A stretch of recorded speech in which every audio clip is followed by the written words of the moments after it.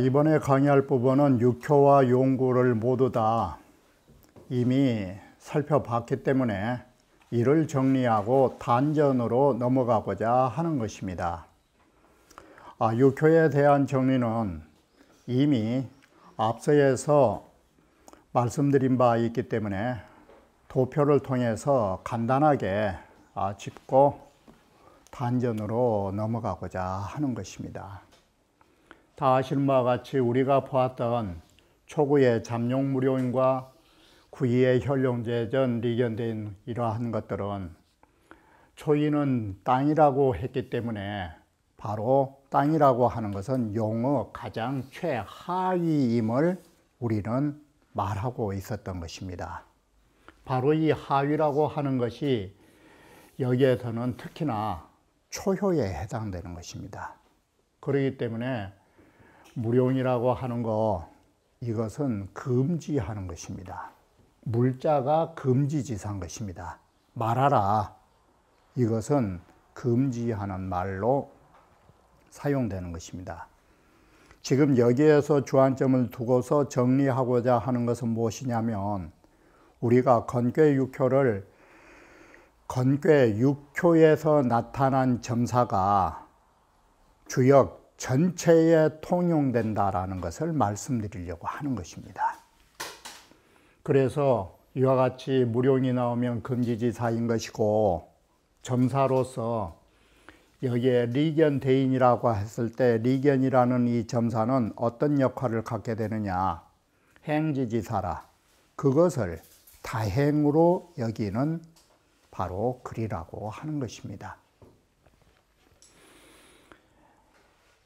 바로 초2가 땅이어서 아래지라면 3, 4는 바로 6효를 3등분 했을 때는 3과 4가 사람의 지위에 해당되는 것이고, 5와 6은 하늘의 자리에 해당된다라고 말씀드린 바가 있는 것입니다.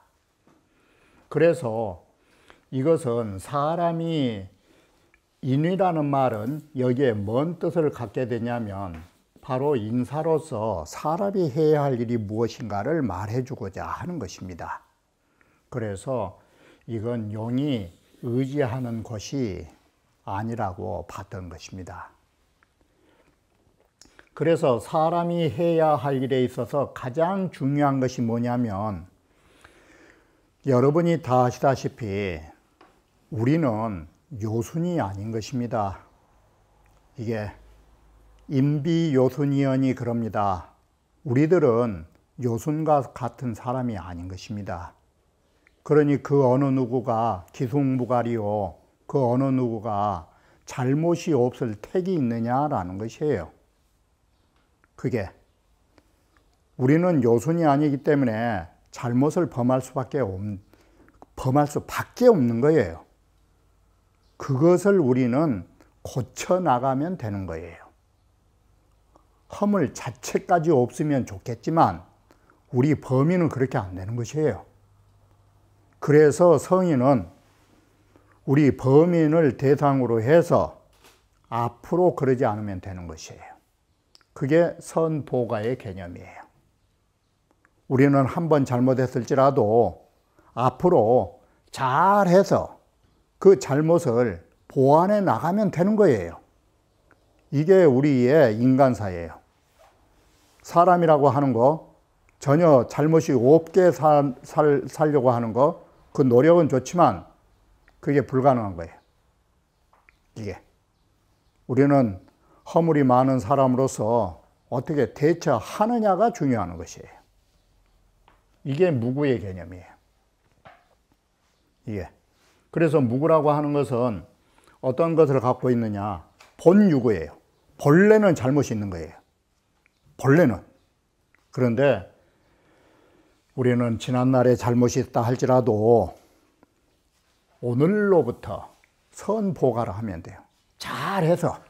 잘해가지고 그 잘못을 보완해 나가면 되는 거예요. 이게 무구 뜻이에요. 이게.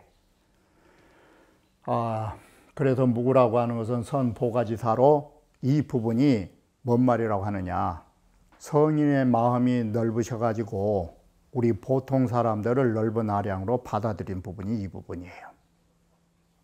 이게 잘못이 있다, 그걸로 바로 멀리한 적이 없어요. 또다시 잘못했을 때 경계를 했지. 그래서 선보가라는 뜻은 뭔 뜻이냐면 위 여차 이후의 무관이 바로 이와 같이 잘해야 바로 다시는 잘못이 없다라는 말이 되는 것이니, 이것은 뭔 말이 되느냐? 금지지사, 행지지사, 면지지사예요. 그처럼 하도록 멸려하는 글이에요. 여러분 그렇게 노력하시라고. 이게 인간사예요. 인간은 허물이 없는 게 아니라 없는 허물을 다시 범하지 않는 데 목적을 두고 있는 것이에요. 건 93의 이론은 바로 이에 64개 가운데에서 가장 인도지수에 속하고 있는 거예요. 그러니까 첫 괴의 사람의 지위 첫 자리가 93이었다 이 소리예요. 이게. 그렇기 때문에 성인이 우치연이라, 그래서 주공과 같으신 분이 그 효사를 쓰시면서 더욱더 거기에 마음을 다하셨다 이 소리잖아요. 바로 인간의 해야 할 일이 무엇인가를 이와 같이 규명해 줬다라고 말하는 것입니다. 차육효 소위 불언건이, 그래서 우리 건괴를 보면 건자를 말한 부분이 하나도 없어요. 잠룡무룡이니 혈룡계전이니 비룡제천이니 항룡유해니 했지만 효에가 건자 든 데가 없어요. 이게. 그래서 육효에, 건괴 육효에 건자를 말한 것이 없는데 유독 어디에만 있느냐? 여기 삼효에만 있어요.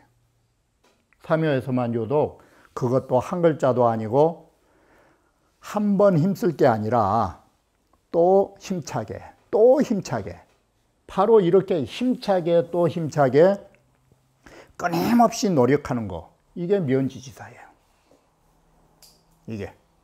이것이 우리가 줄기차게 노력하면서 우리의 잘못을 보완해 나가는 거, 이게 인간사고, 이게 학자지사예요. 여러분이 애시당초 잘못이 없으면 좋겠지만 그렇게 안 되는 것이에요. 그게.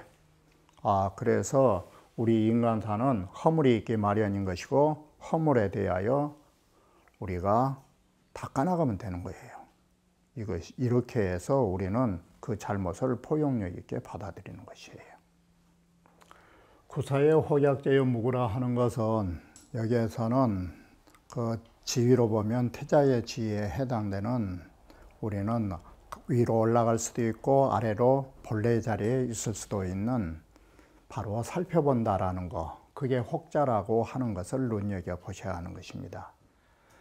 구의 비룡제천 의견대의는 오상은 위천이기 때문에 이제는 하늘의 자리이기 때문에 이 하늘이라고 하는 것은 용의 윗자리가 되는 것입니다. 이렇게 해서 우리가 제왕을 용이라 한다면 제왕의 지위에 올라간 것으로 5와 6을 상구를 볼 수 있는 것입니다.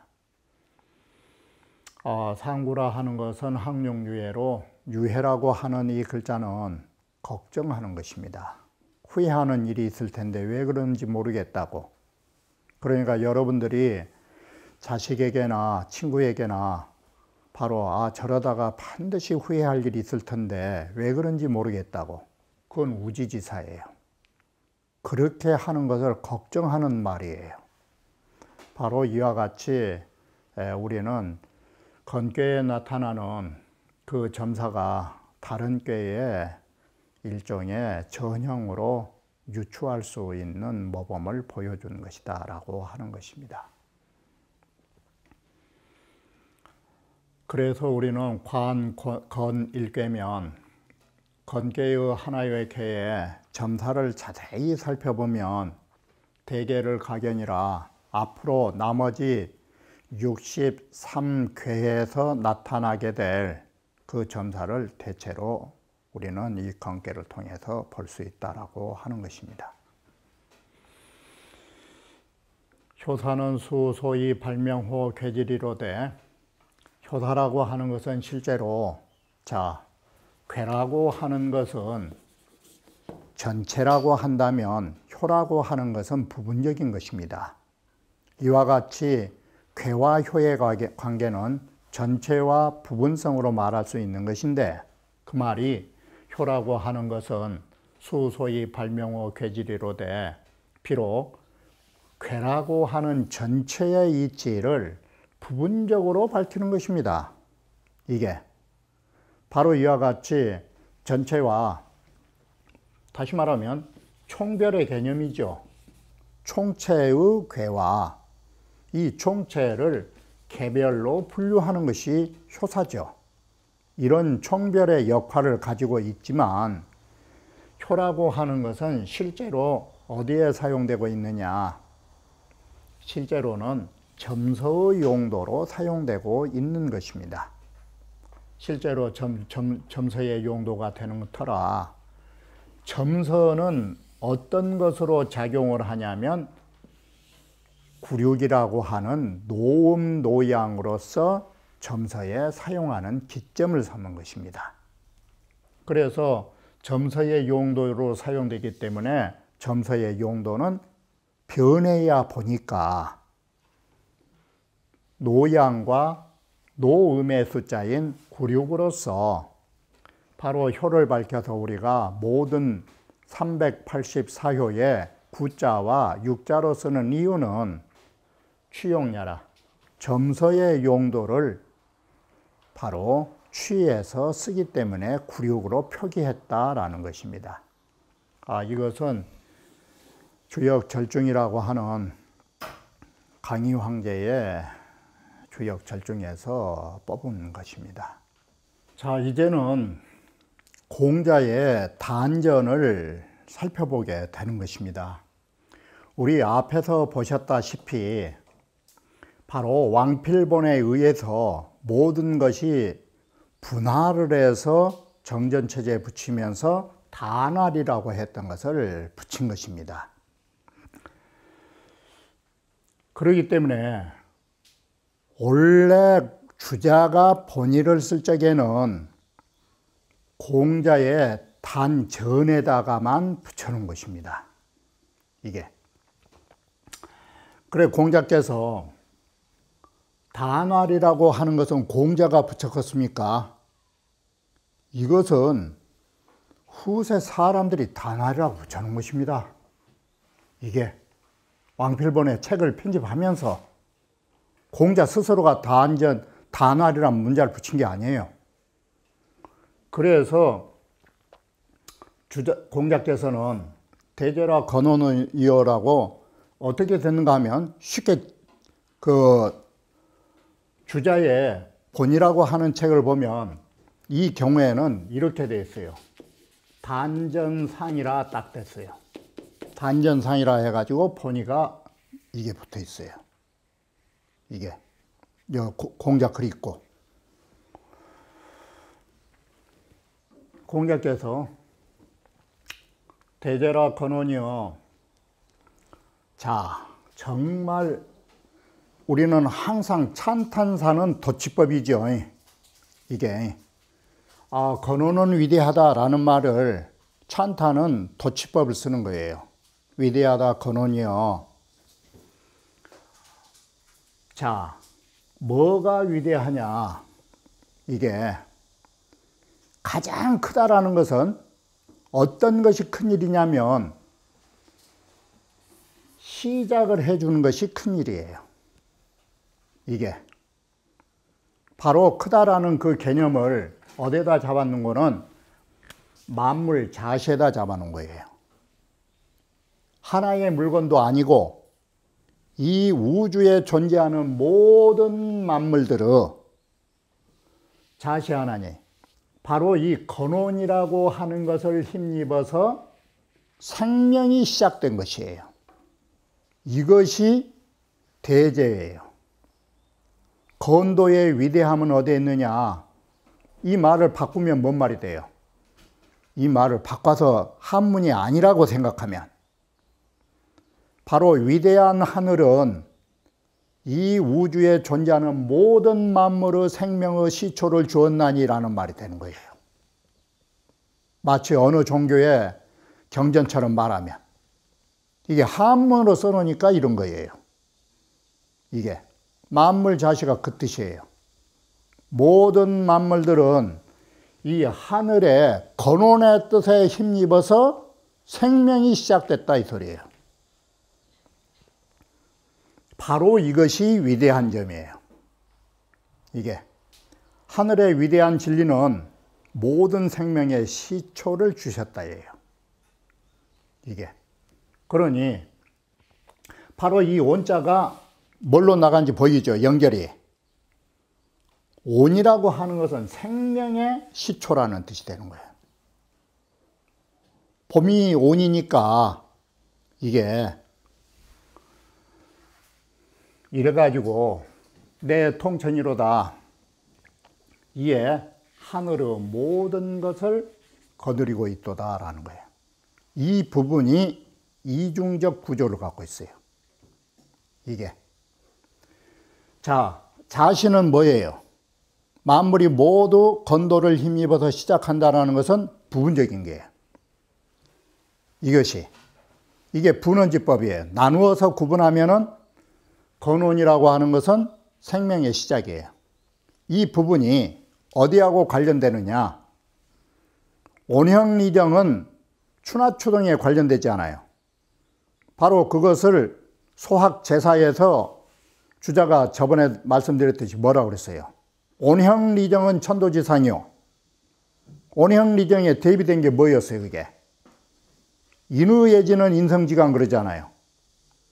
바로 온형리정이라고 하는 온자가 사람 본성으로 보면 인자예요. 인자 말할 때 어떻게 봐요, 이게? 인자는 전원지, 분원지가 있어요. 전체적으로 말하는 부분하고 예질이라고 하는 부분적으로 보는 거하고 있는 거예요. 의, 지에서는 전체성이 없어요. 그게 바로 이것이 이 부분이에요. 부분으로 말하면 생명의 시작인데 온이라고 하는 것은 천도의 모든 것을 통합하는 것을 가지고 있다. 이게 전원지예요. 이게. 본의에 이 부분은 다시 어디 해당 부분에서 말씀드릴 것이고, 단이라고 하는 것은 문왕소계지사요라고 해서 원래 단사라고 하는 것은 해서 이것은 건은 온형하니 온형하고 리정이란 말이 단사인 줄 아시겠죠? 그것은 문왕이 쓰신 괴사고 이게 전이라고 했잖아요. 여기 있다 분명히. 단에 대한 전은 원래 단전 이렇게 쓰여 있다니까요. 그 책을 보면. 그래서 단이란 문왕이 쓴 것이고 전이라는 것은 공자께서 소위 석경지사야라. 경문이 아시겠잖아 이게 경문. 문왕의 괴사를 해석하는 글이에요. 이게. 그래서 후에 범언전자는 뒤에 전이라고 하는 것이 앞으로 많이 나올 거 아니에요. 상전, 개사전. 이러한 전이라고 말한 것들은 다 이와 같이 이를 모방해서 이와 똑같다는 뭐예요? 석경지사다 이 소리예요. 바로 이 전이라는 것은 석경, 그 경문을 해석한 글이라는 것을 말해주고 있다. 딱 이렇게 놨죠, 이게. 자, 이것은 사실은 본의를 보면 어디에가 있는가 하면 단활대제라 여기가 있는 게 아니고 이쪽에가 딱 있어요.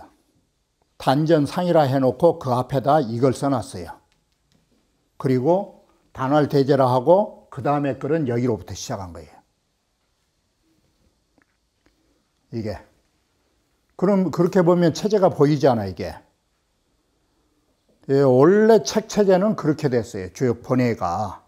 그래서 유독 여기다가 이 온 표시를 한 거예요. 이게. 이 대전체로 편집하는 과정 속에서 이 단전상이라는 게 없잖아, 이게. 그래서 여기 갖다 붙여놓으면서 여기에 동그라미 표시를 하나 해놓은 거예요. 온 표시를. 이것이 본의의 원본 체제하고 대전에서 우리가 보고 있는 책이 체제를 달리하다 보니까 대전을 편집한 사람들이 이런 체제를 썼다라는 거 아셔야 돼요. 이게. 그래서 주자 번역에 보면 대제라 건원이여 만물이 자시하는데 통천이로다 하고 바로 이 밑에가 차는 이렇게 된 거예요. 이것은 전이 천도로 명건의하고 오로지 천도를 가지고 건괴의 의의를 밝혔고, 그런데 여기에서는 공자께서는 온형리정을 4가지로 분석을 했죠. 우석 온형리정하여 또한 온과 형과 리와 정을 4개를 나눴기 때문에 정전의 토는 온코, 형코, 리코, 정코 그런 거예요. 그래서 이도령이 그놈의 코를 좋아해가지고 춘향이 코, 도령코 그런다라는 거예요. 더는 말 않지만 그게 그렇게 이건 시덥지 않은 소리고, 아무튼 4가지로 분류를 했다라는 거예요. 이게. 이렇게 해서 보니까 온형리정이 갑자기 사계절이 나와버린 거예요. 천도에 온형리정 사계절을 만들어내는 거예요. 그래가지고 이것을 하늘의 사덕을 만들고, 하늘의 사덕이 있기 때문에 인간에게는 4가지의 인외지 성품이 나온 거예요. 이 근거가.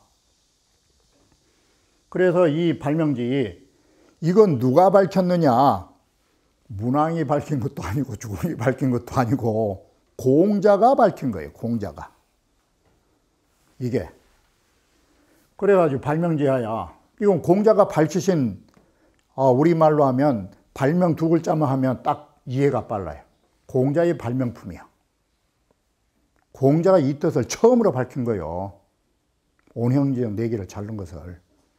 그런데 나중에 뒤에 전거를 찾아보면 그때 당시에 이미 온형리정으로 나누어서 봤던 부분들이 있어요. 이게 공자가 정리한 거지. 공자에 밝혔고, 이 1절은 뭔 뜻으로 해석했느냐? 수석온이라 맨 처음 온자의 의의를 해석하고 있다. 여기가. 자, 그리고 이제 한자씩 풀이할 때 대제라고 하는 것은 감탄사라고 하는 것이고, 온은 대하며 시하라. 온형의 온자의 뜻은 2가지 의미를 갖는다. 크다의 뜻과 동시에 시작이라는 뜻을 갖는다. 여러분이 여기에 주자에 항상 주자글을 보시면서는 여러분이 벌로 보시면 안 돼요. 주자글은 가장 해석하기가 쉽지만 거기에는 엄청난 뜻을 가지고 있고 구조가 있어요. 여러분이 여기에 대하며 시하라 했을 때 이게 벌로 보이지만 이 대가 어디로 통한지 알아요? 내 통천으로 통한 거예요. 시자가 만물 자시를 뽑아놓은 거예요. 이게. 주자에 글을 쓰는 솜씨가 이래요. 주자글은 평이하면서도 유기적 관계를 가지고 글을 항상 쓰고 있다는 거예요. 조직을 가지고. 건어는 그래 천덕지 대시라. 천덕에 있어서 가장 온자는 2가지 기능을 갖는다라는 거예요. 그러니까 여기에서 대시라고 하면 전체성으로 말할 때는 대, 부분적으로 말할 때는 시다, 이 개념이 나온 거예요. 고로 그러기 때문에 만물지생이 개자지 시하오 만물의 발생이 모두 이 건도의 온이라고 하는 이걸 힘입어서 생명의 시작을 만들어낸다라는 것이에요. 이게. 그래서 이러한 말들이 인자를 해석한 데에 다음에 나갈 때는 뭔 글자로 바뀌느냐. 이것이 천지 생물지심이라고 하는 어지린자의 뜻의 본원이 되는 거예요. 여러분이 어지린자 봤을 때 어지린자의 본원이 뭐냐? 천지생물지시며 천지가 만물을 낳기를 좋아하는 마음, 이것이 인간 사랑의 본원처를 찾으면 천지를 갖다 이렇게 붙여보는 거예요. 여러분이 인설도 보셨잖아요. 인설도 보시면 천지생물지심이 인의 본원처야. 이런 논리를 가지고 있는 거예요.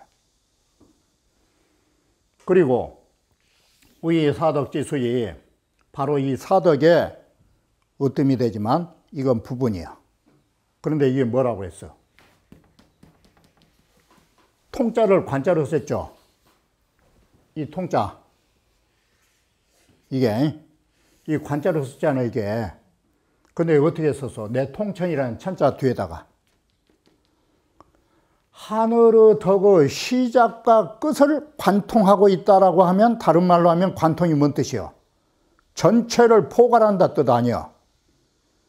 바로 이것이 봄이라고 하는 것이 나머지 여름과 가을과 겨울을 포괄한다라는 것이고, 인성론으로 나오면 인이라고 하는 글자 하나만 써도 그 속에 의와 예와 지혜가 겸비되어 있다라는 말과 같은 거예요. 이러면 이건 전원지지, 인설도로 보면 전체적으로 말한 것이죠. 이게 바로 이 논리 구조가 여기서 나온 거예요. 여러분이 주역이라고 하는 거 쉽지 않은 책이에요. 그러므로 여기에 관호, 천덕지 시종이란 말을 축약해서 통천이라고 말했다. 이게 하늘의 온자의 두 가지 개념이다. 나머지는 이와 같이 두 가지의 개념이 없어요. 부분적인 것과 전체적인 말이 없어요. 그러면 형은 뭐냐? 바로 여름이라고 하는 건 다른 게 아니다. 만물이 생명이 시작되었으니까 커나가야 될 거 아니요. 이게 커나가기 위하여 바로 이 두 가지가 이루어진다. 이게 여러분이 이 주역을 정말로 글만 딱 바꾸면 완전 성경화예요. 하늘에서 일을 하면 아래에서 역사가 이루어지죠. 운행것이 풍물유행, 그 뜻이요. 하늘에서 구름이 날고 비가 뿌리면 땅 위에서는 영광이 피어나겠죠. 쉽게 표현해 보면 그게 풍물유행이요. 모든 형체가 유통되면서 성장하는 거예요. 이게 형이다라는 거예요. 이것이 건어 형자를 해석했다라고 말한 것입니다. 그러면 다음 강좌에 이어서 말씀드리기로 하겠습니다.